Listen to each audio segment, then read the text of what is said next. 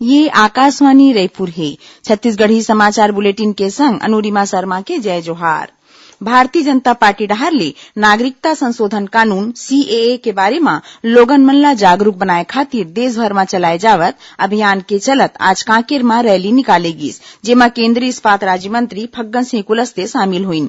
Rally में बोलत श्री कुलस्ते हकीन कि नागरिकता संशोधन कानून सीएए ले कोनो भी मनखे ला डराए के जरूरत नहीं है, काबर की ये कानून हा नागरिकता दे बर है, ले बर नहीं। उहे हर भारत के कोनो भी नागरिक के खिलाफ नहीं है। एकर पहली केंद्रीय इस्पात राज्य मंत्री है नागरिकता संशोधन कानून बर राखे गे कई ठीन जन जागरूकता कार्यक्रम के संगे संग तिरंगा यात्रा में घलो शामिल होईन।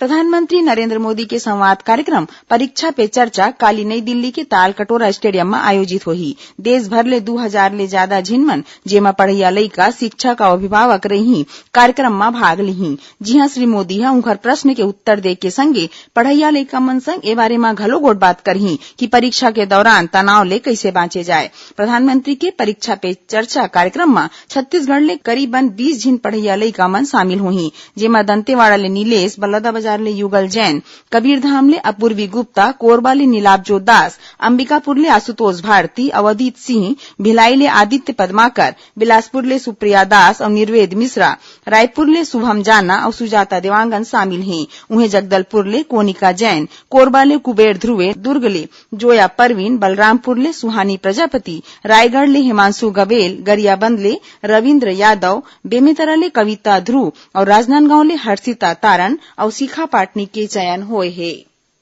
राष्ट्रीय सघन पल्स पोलियो कार्यक्रम के चलत आज 0 ले 5 बछर तक के नान्हे लइका मन ला पोलियो ले बांचे के दवा पियाई गिस। एखर बर प्रदेश भर में 14,000 ले ज्यादा बूथ बनाए गे रहिस। ए दौरान दवाई पिए ले छूटे लइका मन ला मोबाइल टीम हा काली और परन दिन 20 और 21 जनवरी के घरों घर जाके दवाई पियाही।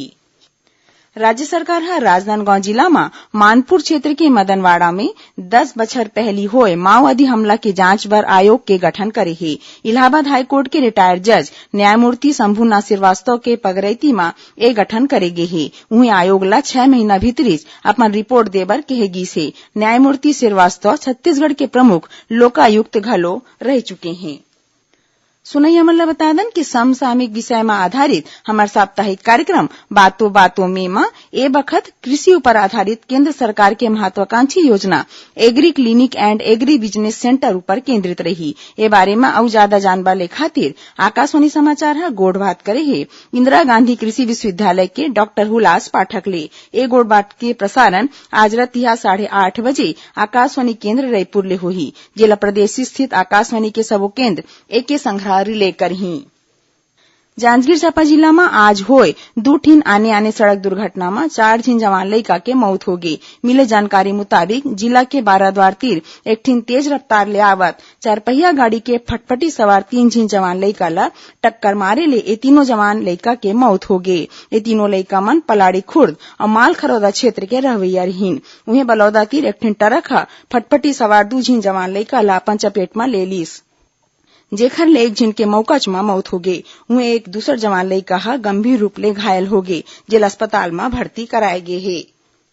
मुंगेली नगर पालिका परिषद में आज नवनिर्वाचित अध्यक्ष उपाध्यक्ष मन पदभार झोकीन। ए मौका में राखे गए कार्यक्रम में पूर्व मुख्यमंत्री डॉक्टर रमन सिंह माई पहुना रहीन। कार्यक्रम में नेता प्रतिपक्ष धरमलाल कौशिक, बिलासपुर के सांसद अरुण साव, विधायक पुन्नूलाल मोहले और नवनिर्वाचित पार्षद समेत गणमान्य नागरिक मन शामिल हुईन। असम के गुवाहाटी में चलत खेलो इंडिया प्रतियोगिता में छत्तीसगढ़ के बिलासपुर के 2 झिन सग भाई मन एक खेल में पदक हासिल करके इतिहास रचीन। एमा ले शिवाक्ष साहू ला स्वर्ण पदक और उनकर छोटे भाई रुद्राक्ष साहू ला कांस्य पदक मिलिस है।